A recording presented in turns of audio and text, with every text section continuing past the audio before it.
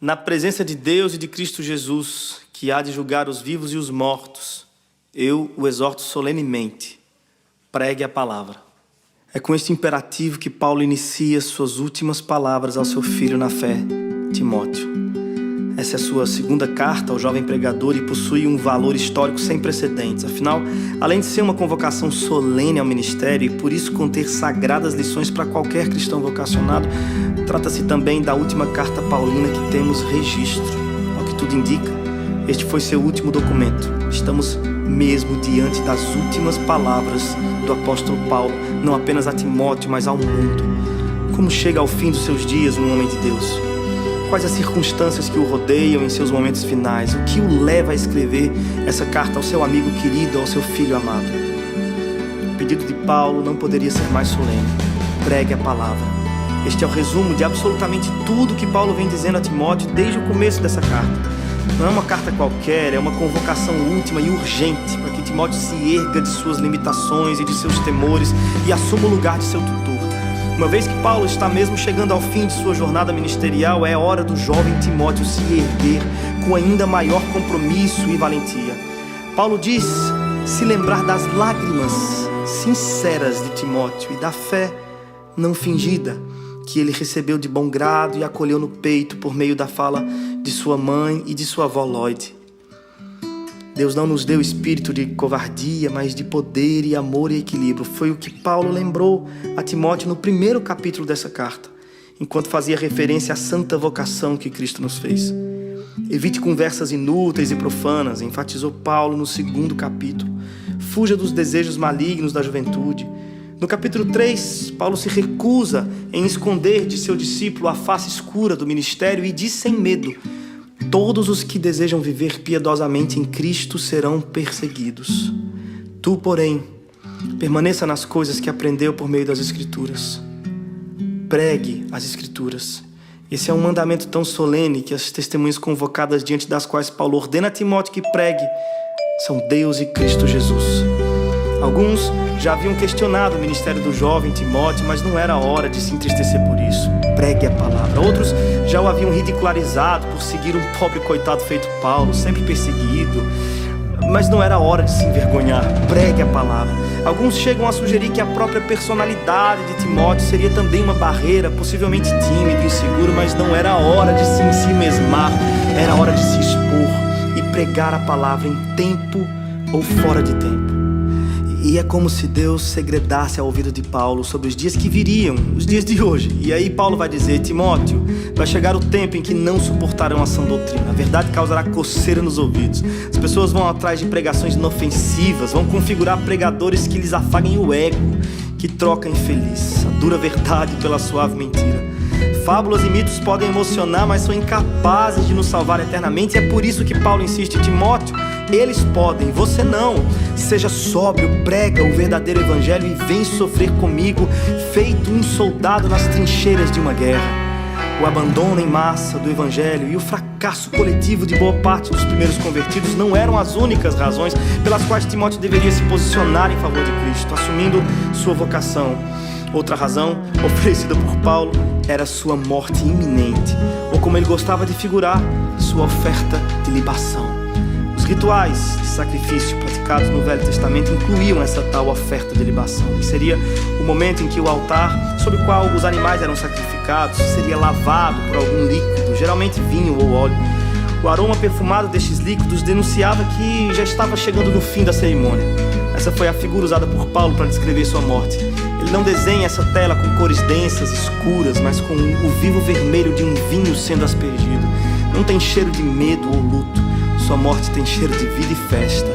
As rimas não são azedas e melancólicas, não.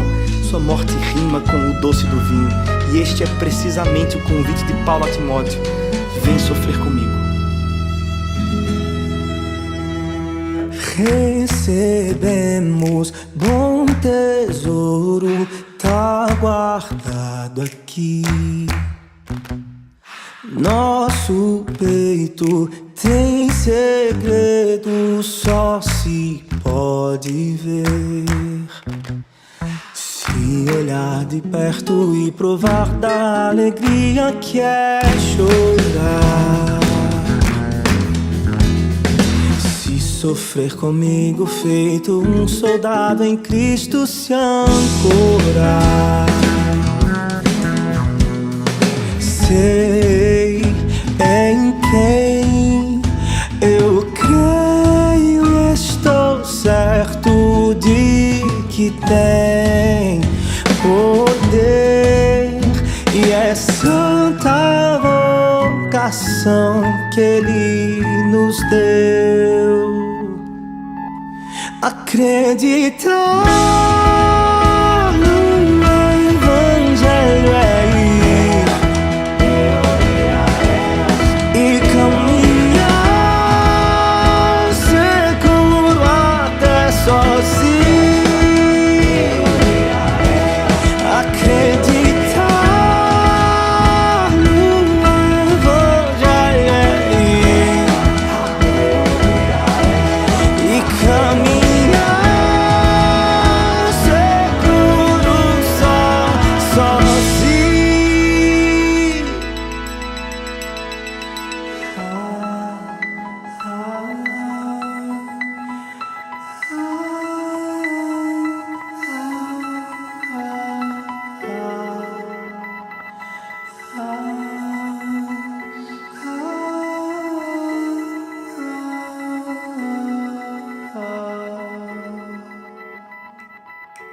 Vem olhar de perto e provar da alegria que é chorar. Acreditar no Evangelho é ir, vai, e caminhar seguro até sozinho, seguro até sozinho. Acreditar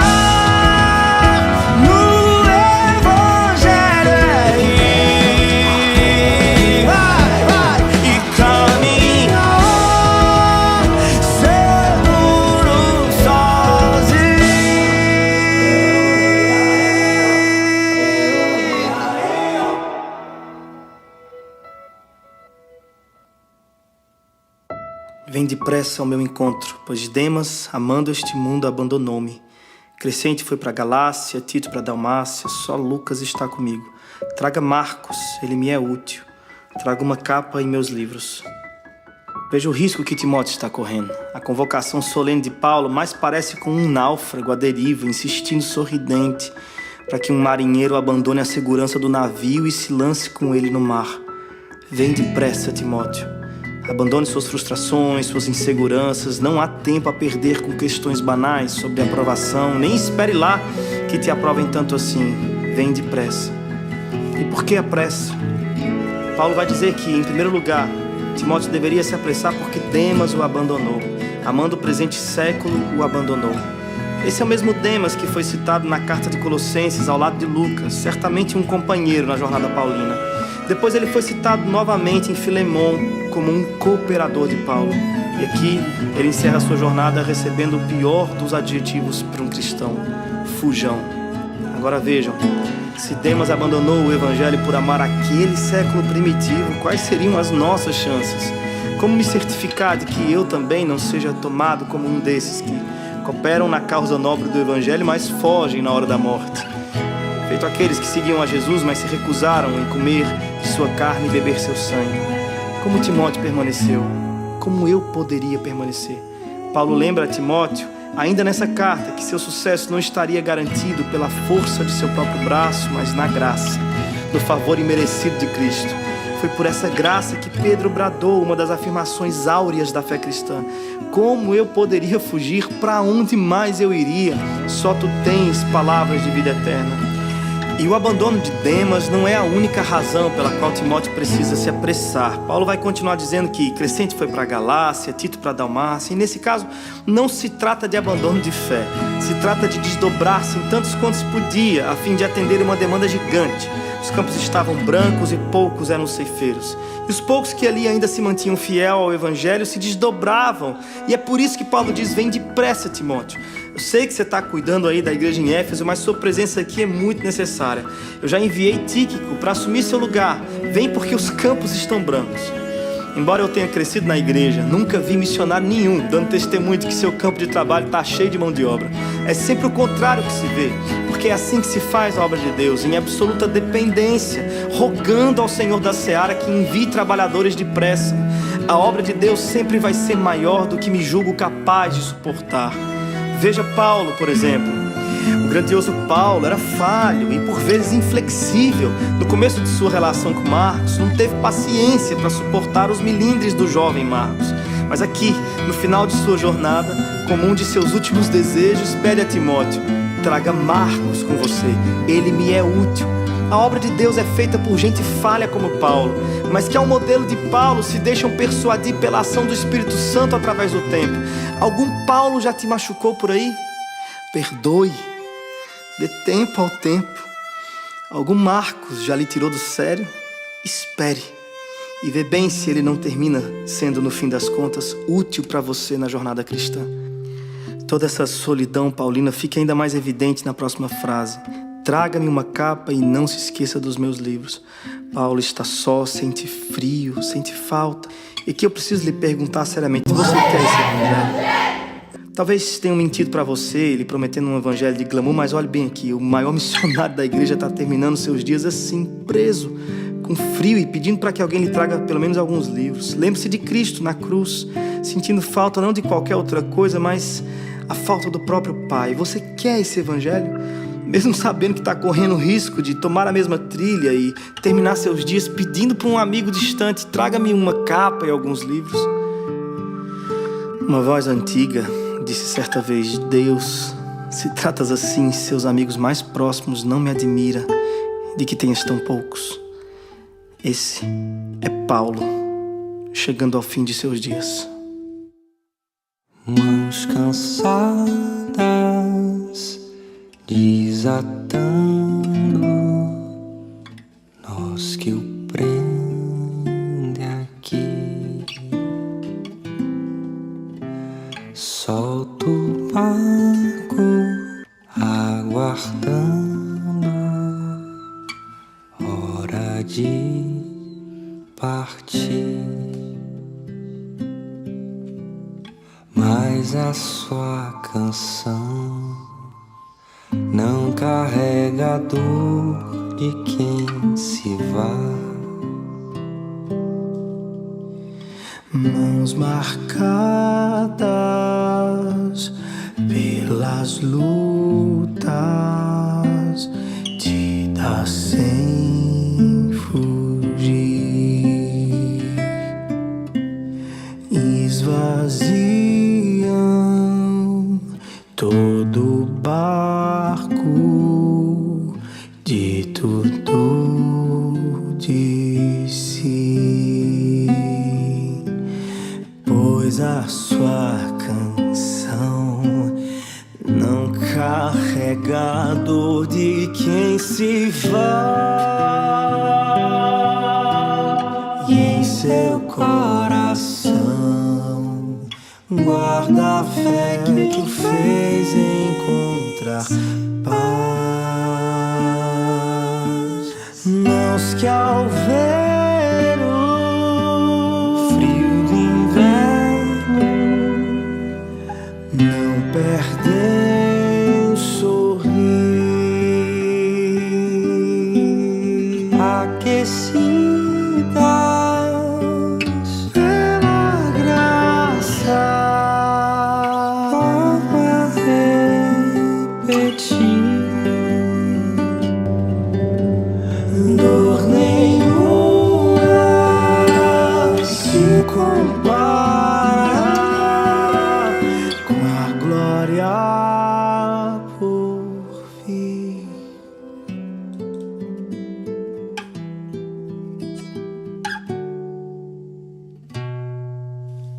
Dor nenhuma se compara com a glória por vir. Dor nenhuma, alma nua, tô chegando aí.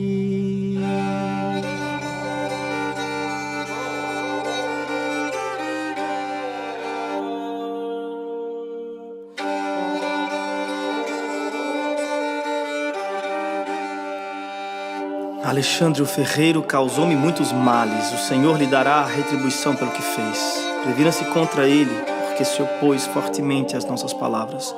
Na minha primeira defesa, ninguém apareceu para me apoiar. Todos me abandonaram. Que isso não lhe seja cobrado. Quando a gente tem em mente que essa carta de Paulo ao seu amado Timóteo é, na verdade, uma solene convocação para a obra do ministério, essa sessão aqui, onde ele fala sobre a traição de Alexandre e o abandono que sofre durante sua primeira defesa, demonstram o nível de sinceridade de Paulo para com Timóteo. Não existe nenhuma intenção de maquiar a realidade do ministério. Timóteo não estava sendo enganado quanto aos terríveis perigos de se lançar na preciosa jornada que é a proclamação da verdade de Deus. Enquanto o velho Paulo prepara seu jovem sucessor para a realidade das dores do ministério, ele poderia dar vários conselhos. Quando o assunto era sofrimento e perdas, ninguém melhor para rechear a pauta de experiências pessoais do que Paulo. Ele podia falar sobre a dor das chicotadas ou dos aprisionamentos nas argolas aí das masmorras. Ele podia falar para Timóteo sobre naufrágios, apedrejamentos. Tudo isso Paulo sofreu, tudo isso poderia sobrevir a Timóteo. Mas o que Paulo considera de singular importância, no fim das contas, é preparar Timóteo para a traição no campo. Timóteo, Alexandre, isso dói. Se até mesmo o nosso Cristo teve de passar pelo amargo anoitecer de um beijo amigo que o levou diretamente aos braços de seus perseguidores, estaria Paulo livre de sofrer o mesmo? Deveria Timóteo se enganar quanto à real possibilidade de provar também em sua face esse beijo? Ao que tudo indica, segundo alguns comentaristas, Alexandre teria sido alguém influente com quem Paulo poderia ter contado durante seu primeiro julgamento, mas ao invés de oferecer ajuda no caso de Paulo, Alexandre teria sido seu principal opositor durante a sessão de sua defesa. E como se não bastasse, lá está o velho Paulo, lançado feito um animal, amarrado diante de sua presa. Se levanta com dificuldade para falar em sua defesa, mas quando olha ao seu redor, encontra os magistrados, seus perseguidores estão lá, tem até os curiosos, mas não acha sequer um rosto amigo. O velho Paulo está vivendo seus dias mais difíceis em absoluta solidão. Ele que tanto desejou partilhar dos sofrimentos de Cristo se vê agora como ele em sua cruz, abandonado por seus amigos. Quem de nós suportaria essa pressão sem amaldiçoar a si mesmo, sem desacreditar sua própria jornada? Valeu a pena, Paulo. Vê bem aí ao seu redor, gastou sua vida em favor de tanta gente, abraçou tanto por aí, e no dia de sua terrível dor, quantos estão aqui para lhe devolver esse abraço? Valeu a pena, velho Paulo.